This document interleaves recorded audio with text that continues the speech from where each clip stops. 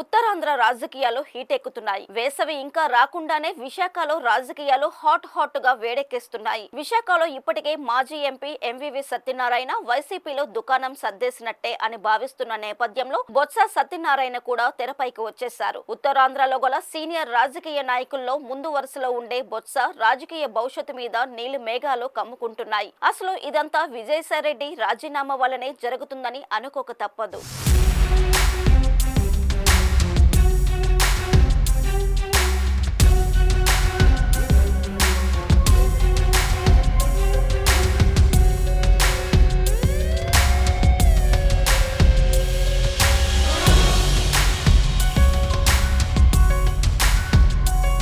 బొత్స సత్యనారాయణ సేవలు చాలని ఆయన రిటైర్ అయితే ఆ స్థానాన్ని ఆయన మేనల్లుడు చిన్నశ్రీనుతోనే భర్తీ చేస్తారా అంటే జగన్ ఇచ్చే సంకేతాలు అవుననే వాదన బలంగా వినిపిస్తుంది. తాజాగా వైసీపీ ఉత్తరాంధ్ర సమన్వయకర్త బాధ్యతలను కురసాల కన్నబాబుకి ఇవ్వడం తీవ్ర దుమారం రేపుతుంది. కన్నబాబు రాకతో బొత్స వర్గానికి షాక్ తగిలినట్లయింది. అసలు కాకినాడ మాజీ ఎమ్మెల్యే కన్నబాబుకి ఉన్న రాజకీయ అనుభవం ఎంత? బొత్స లాంటి నేత ఉన్న ప్రాంతానికి పార్టీ ఇన్ఛార్జ్ గా నియమించడం ఏమిటన్న అసహనం స్థానిక వైసీపీ నేతలు వ్యక్తమవుతుంది.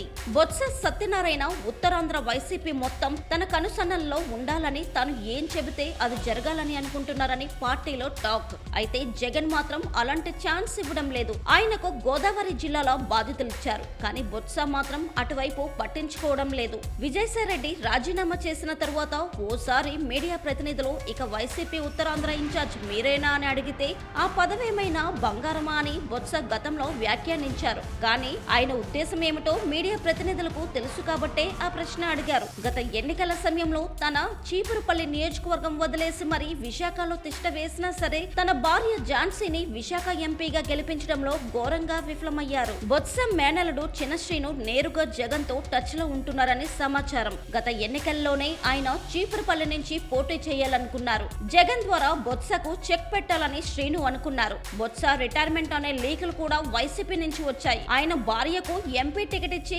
బొత్సను సైలెంట్ చేస్తారని అనుకున్నారు. అయితే బొత్స అడ్డం తిరిగారో లేకపోతే చిన్నశ్రీనే ఈసారికి వద్దులేండి అని అన్నారో కానీ మళ్ళీ బొత్సకే ఛాన్స్ ఇచ్చారు. అక్కడ ఆయన ఓడిపోయారు. ఇప్పుడు బొత్స మేనల్లుడు భీమిలి నియోజకవర్గ ఇన్ఛార్జ్ గా ఉన్నారు. విజయనగరంలో ఆయన చెబితేనే ఇన్ఛార్జిల్ని మార్చేసే పరిస్థితి నెలకొంది. బొత్స సత్యనారాయణ కూడా సమయం కోసం ఎదురు చూస్తున్నారు. ఎంతో ముఖ్యమైతే తప్ప ఆయన తాడేపల్లి వైపు చూడడం లేదు. ముఖ్య నేతల సమావేశం అని పిలిచిన బొత్స వెళ్లడం లేదు. వీలైనంత వరకు పార్టీకి దూరంగా ఉంటున్నారు. ప్రభుత్వానికి వ్యతిరేకంగా విశాఖలో ప్రెస్ మీట్లు మాత్రం పెట్టి ఏం మాట్లాడుతున్నారో తెలియనట్లుగా మాట్లాడుతున్నారు. బొత్స సరైన సమయం కోసం చూస్తున్నారన్న అభిప్రాయం వైసీపీలోనే ఉండడం ఉత్తరాంధ్ర రాజకీయాలలో తీవ్ర చర్చనీయాంశమైంది.